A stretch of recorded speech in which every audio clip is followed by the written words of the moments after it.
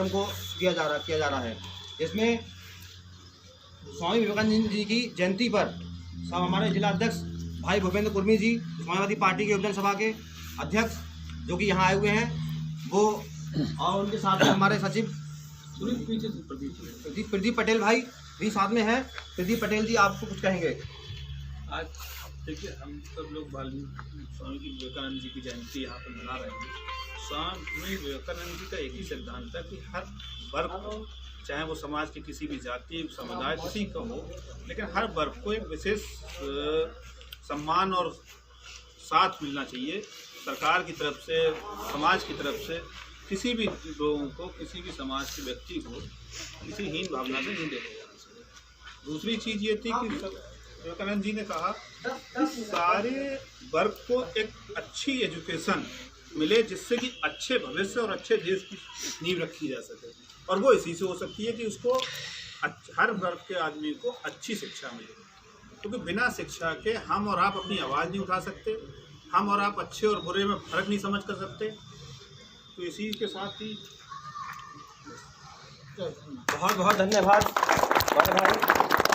और इसी कड़ी को आगे बढ़ाते हुए हमारे जिला अध्यक्ष महोदय भूपेंद्र गजेंद्र भाई कुर्मी जी जो है आपको संबोधन करेंगे। बहुत बहुत धन्यवाद। समाजवादी उपजन सभा के जिला सचिव राजवीर जी, जिला कोषाध्यक्ष भाई प्रदीप पटेल जी, जिला सचिव सुरेंद्र सागर जी, और फरीदपुर में एक बेहतर युवा नेता बनने जा रहे रजत चौधरी जी। आज 12 जनवरी है और एक ऐसे महान पुरुष का जन्मदिन है जिससे हम युवाओं को बहुत कुछ सीखने को मिलेगा और बहुत कुछ सीखा है।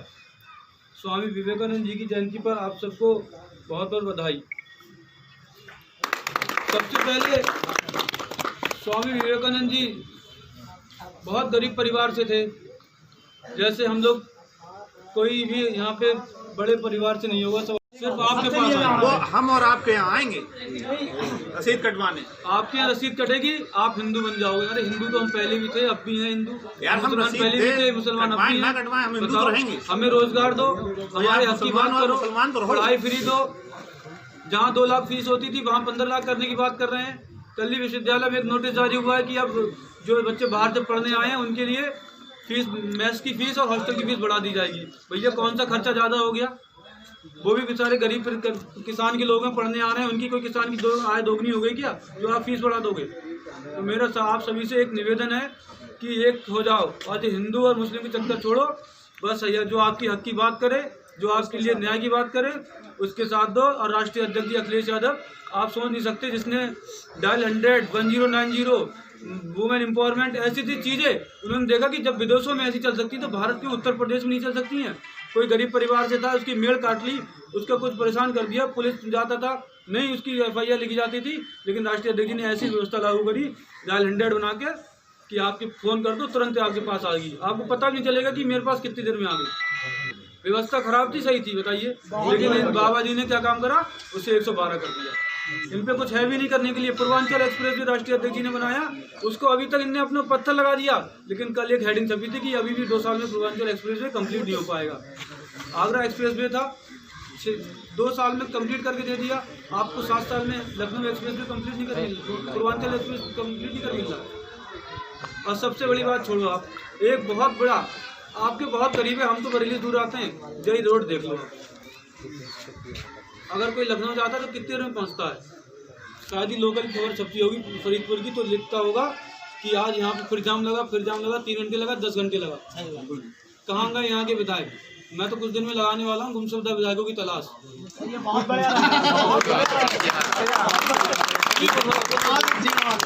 क्योंकि ये तभी आएंगे जब रसीद 10 रुपये काटेंगे और राम मंदिर बनाएंगे। ऐसे ऐसे प्रोग्राम कर रहे हैं, आप फेसबुक देखो, 15 तारीख परसों से तैयार कर रहे हैं कि राम मंदिर, राम के नाम पे लेके हर घर में जाएंगे और वो करेंगे। लेकिन आप भ्रमित मत होना।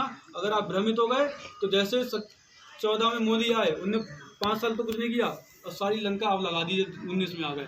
किसानों की गर्दन पर तलवार लटकी हुई है, इसलिए वो पड़े हैं। अगर आपको ज़्यादा दिक्कत होगी तभी आप थाने भागते हो, वरना कोई नहीं भागेगा। बताओ गलत कह रहा हूँ? आप युवा हो, आप देश के भविष्य हो। अगर आप नहीं जाओगे और आप नहीं जागोगे तो ऐसा समझ लो कोई नहीं जागेगा। हमारे माँ बाप की तो पीढ़ी गुजर गई, वो उनकी निकल गई, लेकिन बच्चे हम लोग हैं और हमें सोचना पड़ेगा और हमें अच्छे से काम करना पड़ेगा। राष्ट्रीय अध्यक्ष जी को फिर से मुख्यमंत्री बनाना है, ये संकल्प लेना पड़ेगा। मैं अब इसी बात अपनी विराम देता हूँ। धन्यवाद।